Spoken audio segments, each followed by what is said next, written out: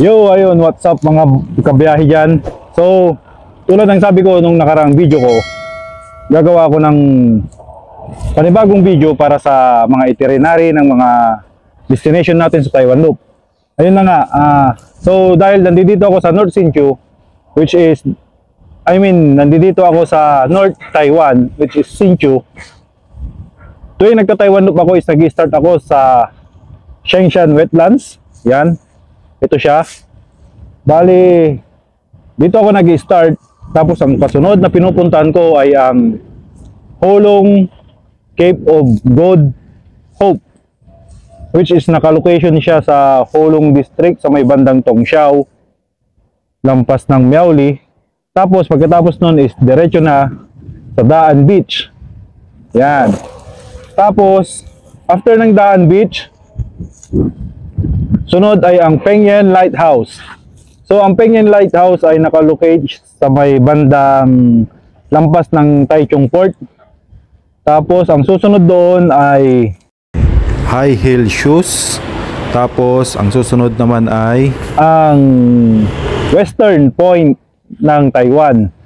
Ito ay matatagpuan lampas ng Salt Mountain sa may bandang Tainan. Tapos ang kasunod ng Westernmost Point ay dumadaan ako ng pagoda para magkaroon ng landmark na tourist spot. Yun ang Dragon and Tiger Pagoda sa Kaohsiung. Pagkatapos noon ay tumatagos ako papuntang Sushan Love Lookout. Yan. After ng Sushan Love Lookout, pagka holiday, mostly lalo sa mga mahabang holiday, hindi pinapasakay ng mga crew doon sa Roro o ano bang tawag doon, yate, yung mga hindi taga Sijin Island. So ang pinapasakay lang nila is yung mga residente ng Sijin Island. Ibig sabihin, pag pupunta kayo ng Sijin Island, iikot kayo sa underwater tunnel papuntang Sijin Island. So by the first day ng inyong Taiwan Loop, I'm sure pag galing kayo dito sa North Taiwan, mararating nyo ang Sijin Island sa first day. Pagkatapos nyo ng Sijin Island, pwede na kayong dumiretso ng Southernmost Point, which is located sa Kenteng. Lampas siya ng Pintong. So sa Pintong, hindi na ako dumadaan sa mga landmark, sa mga pasyalan. So diretso na ako mula Sijin hanggang Kenteng to Southernmost Point ng Taiwan. Yun na, diretso na yon dahil coastal road pa rin naman yon. Tapos pagkatapos yun ng Kenteng, dito magkakaroon ng twist. Bakit? Pagka nag-search kayo ng Google Map na galing kayo ng Kenteng, tapos diretso kayo ng Taitung, ibabalik kayo kung saan kayo dumaan sa may Pintong. Tapos i-cross niya kayo patawid sa may bundok, which is sayang yung dinaanan nyo at hindi na siya magiging 100% Taiwan Loop kasi bumalik kayo. So ang trick dito is ang i-search nyo ay ang Gangxi Desert. Mula sa Longpang part ng Kenteng, ito ang Longpang part. Pagka galing nyo dyan, ang isa-search nyo mula dyan ay ang Gangxi Desert o ang Jiupeng Desert. So ayun, magkatabi yan. Ang Jiupeng Desert at ang Gangxi Desert ay magkatabi lang. Pagka nasa Gangxi Desert na kayo, expect nyo, mahina ang signal dyan.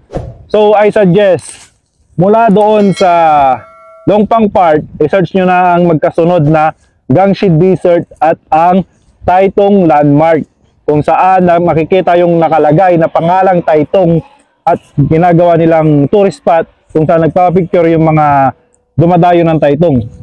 So yun nga, ang kasunod doon sa Taitung Landmark is San Shentai Arc Bridge. Yun yung tulay na paganon-ganon, tapos may dagat. Yun yung tulay na natawid doon sa may isla. Tapos pagkatapos nyo ng San Shentai Arc Bridge, pwede na kayong dumiretso ng Taroko. Yun. Coastal road na lahat yan. Pero pag inabot kayo ng gabi, sa pagitan ng Sunshine Thai tsaka ng Taruco, pwede kayo magpahinga sa Par Glory Resort. Sa harap daw nun, pwede daw magtayo ng tent dahil gilid ng dagat yon. So, pagkagaling nyo ng Taruco, bababa kayo, tapos dediretso na kayo ng Santiao Lighthouse, nakatabi ng easternmost point of Taiwan. So ayun, pagkatapos nyo doon, ang sunod na pupuntahan nyo doon is Yin-Yang Sea. Kasi kung hindi nyo isa-search ang Yin-Yang Sea, tapos dediretso na kayo ng Ximintong o kaya Ximendong, ipapasok niya kayo ulit, papasok sa Ruifang Village. So para ma-kompleto nyo yung coastal loop, I mean yung Taiwan loop na sa coastal kayo dumadaan, mula Santiao Lighthouse o kaya sa easternmost point ay dumaan kayo ng Yin-Yang Sea. Kasi para idaan niya kayo sa coastal. Pagkatapos ng Yin-Yang Sea, tapos doon nyo isa-search ang Ximintong. Yun yung bato na nakaganon. Ito. Yan ang Ximintong.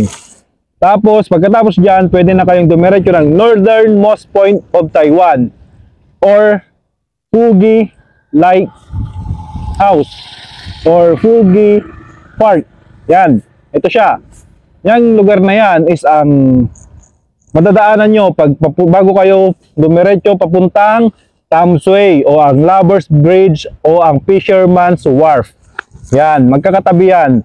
Tapos pagkatapos dyan, pwede nyo nang i-search diretso pabalik doon sa pinag-umpisahan nyo, which is ang Shengshan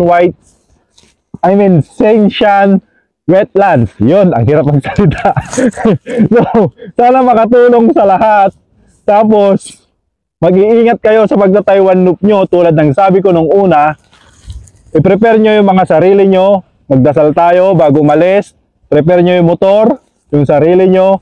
Mag-take muna kayo ng pahinga. Huwag kayong bibiyahe ng puyat para maiwasan nating magkaroon ng mga aksidente o kaya makatulog sa daan. Diyan nagkukos kasi yung isa sa mga cause ng aksidente is yung makaidlip ka sa daan na hindi mo na alam. Ibig sabihin, nagmamaneho ka pero yung utak mo is blanco na, lutang na. Pikit na yung mata mo pero yung utak mo gumagalaw, ano na siya, parang pakiramdam mo nag-drive ka pa pero yung motor mo gumaganon na siya. Umiiwas na pagilid o kaya umiiwas na pagitna. So yun yung pinakaiwasan natin mga boss, mga madam. Ride safe sa lahat at sana matapos nyo yung Taiwan loop na safe yung isang buong grupo nyo. So, kita-kits tayo sa Chinese New Year, sa Taiwan loop. Sana may madaanan ako sa inyo. Kasi, hindi ko alam kung magta-Taiwan loop ako. So, ingat-ingat mga boss, mga madam, ride safe. Shout out ulit sa lahat ng Filipino riders dito sa Taiwan. Mula sa pinakaunang riders group hanggang sa pinakabagong riders group. Alam nyo na po kung sino kayo. Ride safe po sa lahat.